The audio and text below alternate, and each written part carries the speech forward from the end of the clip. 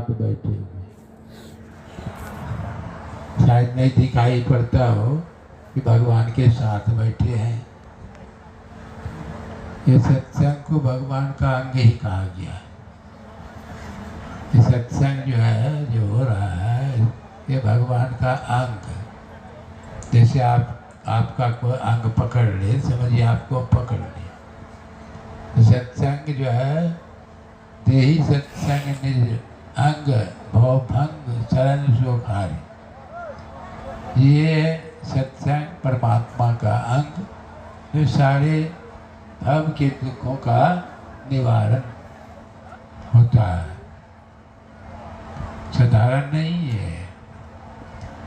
तुलसीदास जी महाराज जब भगवान खुश हो गए, कहते हैं कि मांगो, क्या मांगते हो, जो मांगते हो देने के लिए तैयार है। यहाँ तो तुलसीदास बड़ा गरीब, न खाने का ठिकाना, न रहने का ठिकाना, कोई जल पात्र भी नहीं पीने का। कहते मांगो, वही कहते हैं दे ही सत्संग, सत्संग दीजिए। भगवान कुछ कहते हैं, सत्संग से पेट भरेगा, तुमको तो खाने का ठिकाना नहीं है, जल पात्र नहीं है। सत्संग से क्या होगा? परीक्षा की भावना से पूछ, कहा कि मैं जानता हूँ कि हमारे पास खाने का कुछ नहीं है, बड़ा गरीब हूँ, जल पात्र भी नहीं है, लेकिन आप बताइए कि आप मिले, सत्संग मिल गया तो आप मिल गए कि नहीं? भगवान चुप हो गए, भगवान चुप हो गए। सत्संग यदि आप पकड़े रहे, सत्संग क्या है? संत महात्माओं का संग। और यही नहीं है सत्संग, भगवान की जहाँ चर्चा होती है तो आप सुनेंगे, समझेंगे, तब आपके जीवन में रूपांतर होगा, परिवर्तन होगा। मूल तो यही सत्संग है, संतों का संग। संत पहले आप बताइए, संतों के संबंध में धारणा लोगों की क्या है? कुछ वेशभूषा बदल जाता है, रंग ढंग बदल जाता है, संत हो जाता। नहीं, अभी जो संत असंत के संबंध में सुने तो क्या उसमें वेशभूषा की चर्चा भी आई? नहीं। वेश कैसा भी रहे, पर जिसके ऊंचे ख्याल है, दीन बाहर से दिखे भीतर से मालो माल है, कोई कहता बिच्छू, कोई कहे कंगाल, पर गुदड़ी पहने हुआ गुदड़ी का लाल। वेश हम लोगों के वेश में भी, आप लोगों के वेश में भी संत एक स्थिति है, जिन्होंने उस स्थिति प्राप्त कर लिया। एक अवस्था कही है, जैसे हम लोग जो है 3 अवस्थाओं से बराबर गुजरते हैं, जागृत, स्वप्न, सुषुप्ति, 3 अवस्थाओं से गुजरते रहे। एक चौथी अवस्था होती है जिसको तुरीय अवस्था कहते हैं, और एक 5वीं अवस्था तुरीयातीता अवस्था है। वही तुरीयातीता अवस्था जो है, वही जो वहाँ पहुँच जाता है, उस अवस्था में जाता है, उसी को शांत कहा जाता है। शांति, स्थिरता व निश्चलता को कहते हैं। शांति को जो प्राप्त कर लेते हैं शांत। आप देखिए, अवस्था जैसे जैसे चेंज होती है, वैसे वैसे आपके जीवन में बदलाव हो जाता है, आपके ज्ञान में बदलाव होने लगता है। जागृत का ज्ञान स्वप्न में नहीं, स्वप्न का ज्ञान सुषुप्ति में नहीं। देखिए, जैसे जीव स्थान चेंज करता है, बदलता है, तो अवस्था ही बदल जाती है। अवस्था बदलती तो ज्ञान भी बदल जाता है। जागृत का ज्ञान स्वप्न में नहीं, स्वप्न का ज्ञान सुषुप्ति में नहीं। अब तीनों अवस्था से ऊपर उठेंगे, चौथी अवस्था में 3 अवस्था से विशेष ज्ञान, उसी को कहते हैं सुपर कॉन्शियस स्टेज, विशेष ज्ञान, अति चेतना अवस्था। और फिर उससे ऊपर आप जाएंगे, तुरीय अवस्था से ऊपर एक और अवस्था है, वो तुरीयातीता अवस्था है। उसको निर्विकल्प समाधि कहते हैं। समाधि 2 तरह की होती है, स्वविकल्प और निर्विकल्प। उस अवस्था में जो जाता है उसी को संत कहते हैं, जो नहीं जाता उसी को असंत कहते हैं। सीधी बात। उस अवस्था में जो चला गया वह संत है। और संत जहाँ जहाँ जाते हैं कहते हैं, कबीर साहब कहते हैं, कबीर मन निर्मल भया जैसे गंगा नीर, अब पाछे पाछे हरि पीरे कहत कबीर कबीर। संत जहाँ जहाँ जाते हैं पीछे पीछे, भगवंत भी पीछे पीछे। किसी ने पूछा कि भगवान से, भगवान आपके पीछे सारी दुनिया है और आप कहते हैं संतों के पीछे जाते हैं, क्या कारण है? भगवान क्या कहते हैं कि मैं इसीलिए जाता हूँ कि उसके पद से धूलकण जो उड़ती है वो हमारे बदन पर लगता है, पड़ता है, तो मेरा पवित्र हो जाता है। भगवान तो स्वयं पवित्र थे है, ये है। लेकिन देखिए इस कहने का कि संतों से भगवान का स्तर जो है नीचा। भगवान खुद कहते हैं संतों का समोते अधिक संत कर ले, हमसे भी संतों का दर्जा विशेष। क्यों? कबीर साहब ने कहा, 3 लोग 9 खंड में गुरु ते बड़ा न कोई, करता करे न करी सके गुरु करे सो कोई। आप देखिए जो परमात्मा नहीं कर सकते हैं वो गुरु करते हैं। हम लोग देखिए जितने यहाँ बैठे हैं, जो भी कुछ तरह का ज्ञान हासिल हुआ है, कोई कैसे, विचार करिए कैसे ये हासिल हुआ। पहला गुरु तो माता पिता है। बच्चा जब जन्म लेता है तो माँ बाप जैसा परिवेश रहता है, जैसा बोलते हैं, जिस भाषा में माँ बाप बोलते हैं, बच्चा भी धीरे धीरे वही सीखने लगता है, सीख जाता है। हिंदी बोलने वाला बच्चा भी हिंदी, संथाली बोलने वाला संथाली, बच्चा भी संथाली। देखिए ये जो है गुरु का स्तर। पहला गुरु है माता पिता, रज बीरज का सुई दाता। दूसर गुरु मन की दाई, गृह बंद की बात सुनाई। तीसर गुरु धरिया नामा, ले ले नाम पुकारेगा। चौथा गुरु शिक्षा देना, जग व्यवहार सबे सब चिन्ना। पांचवें गुरु वैष्णव किन्ना, राम नाम का सुमरन देना।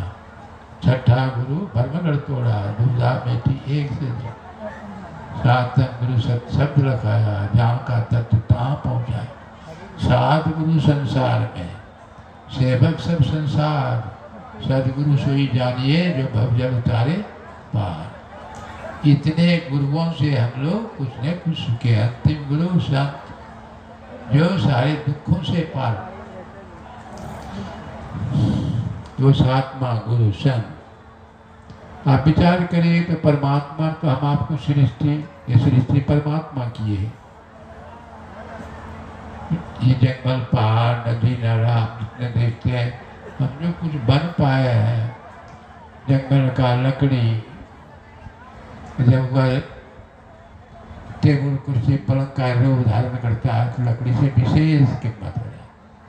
वो कैसे धारण करता है? वही कलाकार लकड़ी को छूते उलते पलंकार। आप देखिए रास्ते पर सारे, देखिए बहुत सारे पत्थर पड़े रहते हैं। लोग थूकते हैं, मल मूत्र विसर्जन नहीं करते, लेकिन वही पत्थर जब कलाकार के हाथ में पड़ता है तो कलाकार क्या करता है? छेनी हथौड़े से उसको गढ़ता है, त्रासता है। त्रासते त्रासते मूर्ति का रूप देते हैं, देवालय में स्थापित की जाती है। प्राण प्रतिष्ठा करने के बाद तब उसकी पूजा होती है। सभी पत्थरों की पूजा नहीं होती। जो संत सतगुरु रूपी कलाकार, वही कलाकार के हाथ में जो अपने को डाल दिया, वही जो है उसकी पूजा होती है। सभी मनुष्यों की क्यों नहीं पूजा होती? जो गुरु के चरणों में, संतों के चरणों में डाल दिया है। गुरु कुम्हार शिष्कुंभ है, घड़ी घड़ी काढ़े खोट, अंतर हाथ चार दे बाहर बाहे तो। सदगुरु पशु मानुष करे, मानुष जैसे सोए, दादू सिद्ध से देवता देव निरंजन। संत क्या पास हुई वृत्ति को हरण करते। 4 तरह की वृत्तियां होती है, पाश्विक वृत्ति, मानवीय वृत्ति, दैवी वृत्ति और वर्म वृत्ति। पाश्विक वृत्ति किसको कहते हैं? आपका जो है ही दूसरे का भी हाल अपना चाहते। यदि दबंग है, बड़ा भाई यदि दबंग है, छोटे भाई की संपत्ति को हड़प, ये पाश्विक वृत्ति है। समाज में बहुत इस तरह की वृत्ति पाई जाती है। दूसरे को दुख देना, दूसरे का जो है, ये पाश्विक वृत्ति। मानवीय वृत्ति कैसी होती है? भाई आप भी जियो, मैं भी जियो, लेट लिव वाली थ्योरी। आप भी जिए, आप भी खाएं, हम भी खाएंगे, आप भी सुखी रहिए, हम भी सुखी। ये बहुत काम। दैवी वृत्ति कैसी होती है? माता की वृत्ति कैसी होती है? बेटा का जो था ये है मेरा भी बेटे का, ये दैवी वृत्ति है। और वर्म वृत्ति कैसी होती है? यहाँ मेरा न तेरा चिड़िया राज बसेरा, किसके लिए आया, किसके लिए झगड़ा करना, ये वर्म वृत्ति है। तो गुरु जो है, गुरु के सानिध्य माने से पाश्विक वृत्ति का हरण होगा। धीरे धीरे मानवीय वृत्ति, फिर दैवी वृत्ति, और फिर जो है वर्म वृत्ति। वर्म को प्राप्त करके वर्म वृत्ति। तो इसीलिए आपको कुछ बनना है तो आपको गुरु के चरणों में अपने को डालना पड़ेगा। कोई दूसरा उपाय नहीं है। कहीं जाइए, कहीं कुछ कीजिए, आपके जीवन में परिवर्तन नहीं हो सकता। आचार विचार में परिवर्तन, रहन सहन परिवर्तन, क्रियाकलाप में परिवर्तन कहीं जाने से नहीं हो। आपको वही गुरु के सानिध्य में या गुरु के वचन तत्व के अनुकूल आपके जीवन को, आप अपने जीवन को बदल सकते हैं। चले आप यदि अमल में लाएं। इसलिए तो कहा कि सुनी समझही जन मुदित मना मुझही अति अनुराग, लहें चारि फल अछत तनु साधु समाज पर्याय। आप तत्काल, इतिहास है, पढ़े लिखे आप लोग जितने जानते हैं, तत्काल कैसे मिलता है? जैसे लोहा पारस का जब स्पर्श करता है सोना हो जाता है। उसी तरह कितने ही पतित है, गिरा है, दुराचारी है, अत्याचारी है, वो संत के संपर्क ऐसा पारस है, सटने के बाद तुरंत जो है जीवन बदल जाए। भगवान बुद्ध के संबंध में आप जानते हैं कितने अंगुल माली, कितने बच्चू दुराचारी हत्यारा था। उसका संकल्प था, वो लंबी कथा है, 1000 आदमियों को कत्ल करके उसको माला बना के पिएंगे तो सिद्धि मिलेगी। इसी तरह का उसमें राजा भी वहाँ से वो उनके अत्याचार से, उसके अति से मतलब परेशान। भगवान बुद्ध चले, 999 आदमी को तो मार चुके थे। भगवान बुद्ध जाते हैं अंदर, लोग मना भी करते हैं कि भगवान उधर मत जाइए, बड़ा हत्यारा, खुंखार हत्यारा है, आपको भी नहीं। भगवान तो भगवान ही थे, जा रहे हैं। दूर से ही अंगुली मालिक की दृष्टि पड़ती है कि व्यक्ति को आ रहा, धीमी चाल में एकदम धीरे धीरे दौड़ा, अंगुल मालिक दौड़ा उसको पकड़ने के लिए। और अब जो है भगवान धीरे धीरे जा रहे हैं, हर अंगुली मालिक दौड़ते जा रहे हैं, दौड़ते जा रहे हैं। वो इतना तेज दौड़ते थे कि दौड़ते हुए घोड़ा को पकड़ लेना, हाथी को पकड़ना, इतना तेज।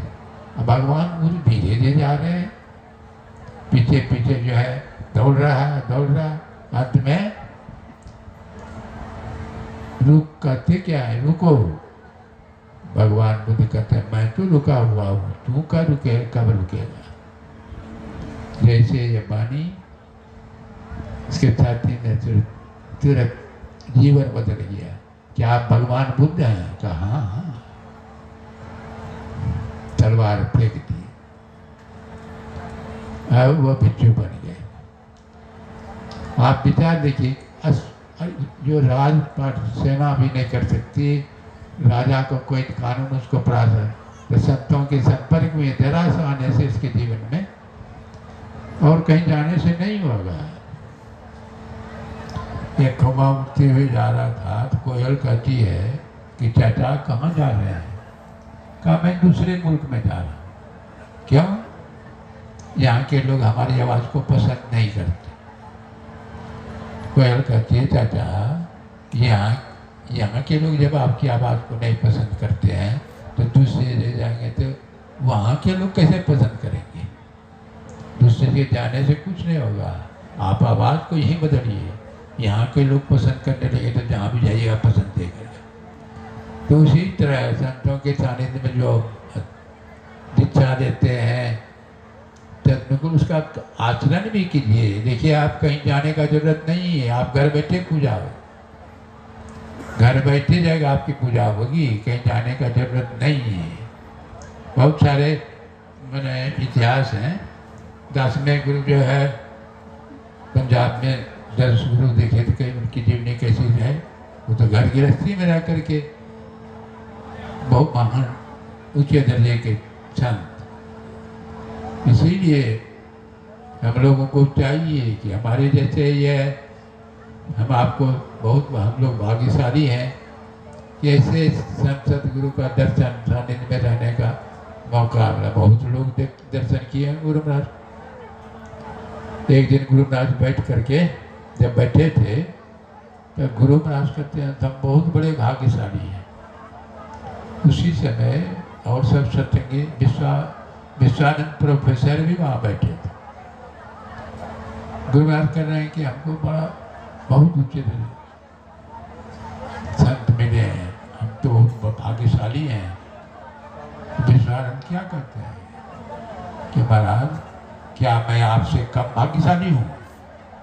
मुंह देखने लगे गुरु महाराज की क्या बोल रहा है।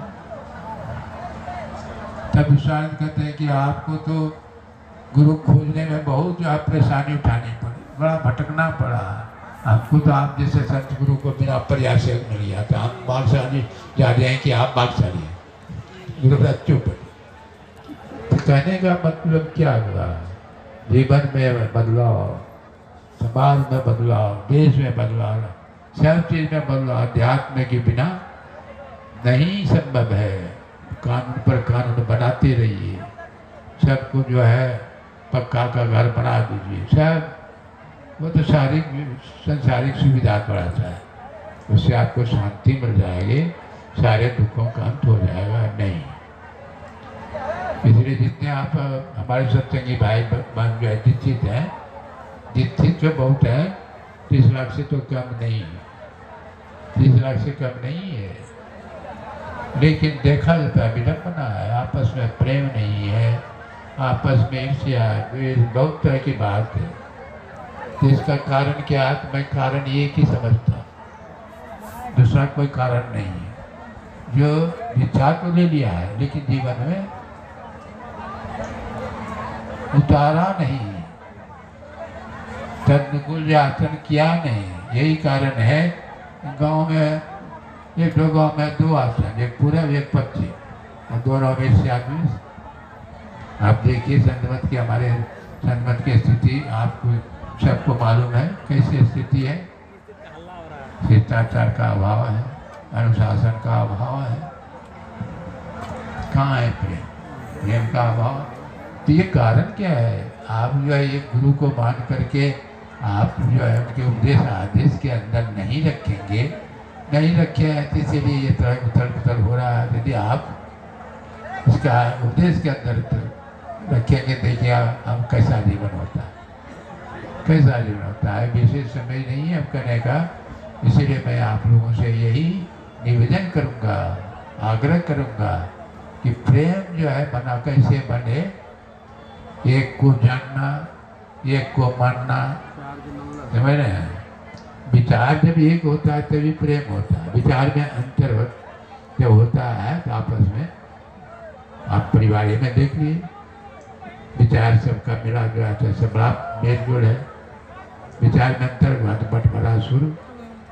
एक जो है परमात्मा को जब तक नहीं मान करके चलेंगे और उसके उद्देश्य उसका जो है प्रयास नहीं करेंगे प्राप्त करने का, तो ये सब संजम प्रसाद होते रहेगा।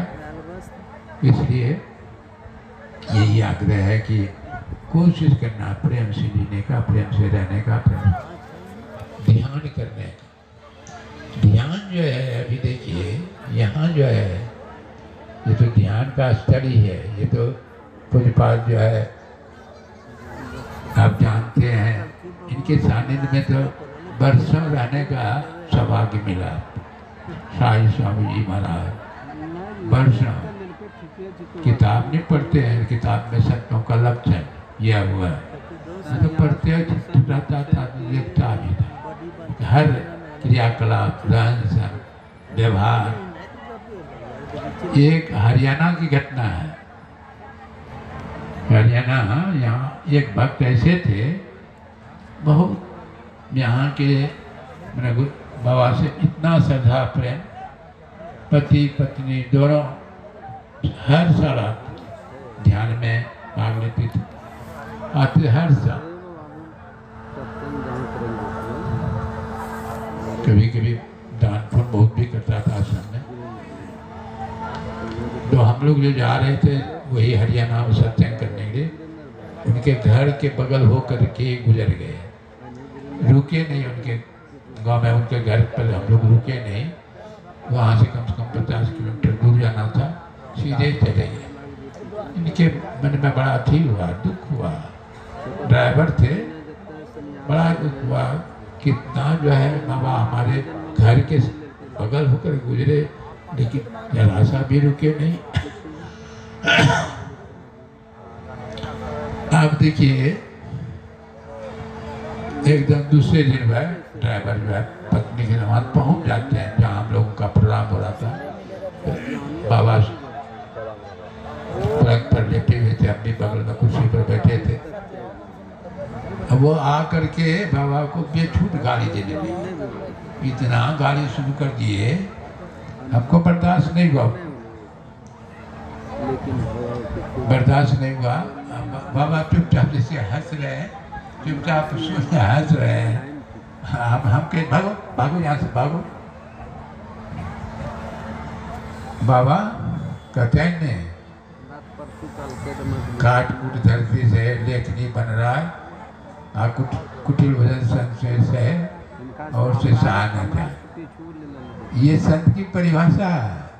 कितनों गाली दे रहे चुपचाप, कितनों गाली दे रहे चुपचाप। समझ रहे भगवान बुद्ध को गए विचार मांगने के दरबार के पर सामने में एक बांधी निकली, बहुत बेछूट गाली देने लगी। बेछूट देते देते थक गई तो अंत में भगवान मुंह पर थूक फेंक दिए। अब भगवान पूछ लेते हैं, कहते हैं और बांधिए और कुछ बाकी है। तो चुप हो गई। अच्छा एक बात बताओ बहन, कि तुम जो कोई किसी चीज़ को दे और वह नहीं ले, तब क्या होगा? कहा जो दे रहा है उसी का होगा। कहा तुम तो गाली दिए, हमको बहुत गाली, हम तो एक भी गाली नहीं दिए था। तो चुप हो गई, लज्जित हो गई। ये संतों का लक्षण है। इसीलिए हम आपको उसी के संतान है, संतान है, उसी के उपदेश के अंदर हम लोगों को भी चलना। चलते चलते कभी न कभी आप भी उस स्तर पर जाएंगे। नहीं भी जाएंगे तो हानि ही नहीं। कहते हैं तब चुक रहा, तपस्या करते करते साधना करते नहीं प्राप्त करेंगे। भगवान ने तो खुद आश्वासन दिया, स्वल्पमस धर्मस्त्रायते महत्वभ्यास, थोड़ा सा भी करके रहेंगे महाभय से बच जाएंगे। महाभय क्या है? मनुष्य शरीर के अलावे के शरीर में जाना, ये महाभय है। तो उसे शरीर धारण करते रहना यह भी भय है, लेकिन महाभय नहीं है। महाभय नहीं है। मनुष्य शरीर के अलावे के शरीर में जाना महाभय है। वह शरीर जो है भोग शरीर है। अच्छाई का भोग भोगने के लिए देव शरीर और बुराई का भोग भोगने के लिए जल प्राणी का से। अब मनुष्य शरीर जो है अच्छाई का भोग भोगिए और बुराई के भोग से भी बचिए, ये क्षमता इसमें है। और किसी शरीर में, देव शरीर में भी ये क्षमता नहीं, इसमें देवता भी मनुष्य शरीर को प्राप्त करने के लिए हम लोगों का अभाग्य है। भगवान की कृपा, कभी कभी भगवान दयालु हो जाते हैं तो जीव को मनुष्य का शरीर, कब हूँ कभी करुणा नृत्य मनुष्य का शरीर देते हैं, हम लोगों को दिए हैं, इसका सदुपयोग करना चाहिए।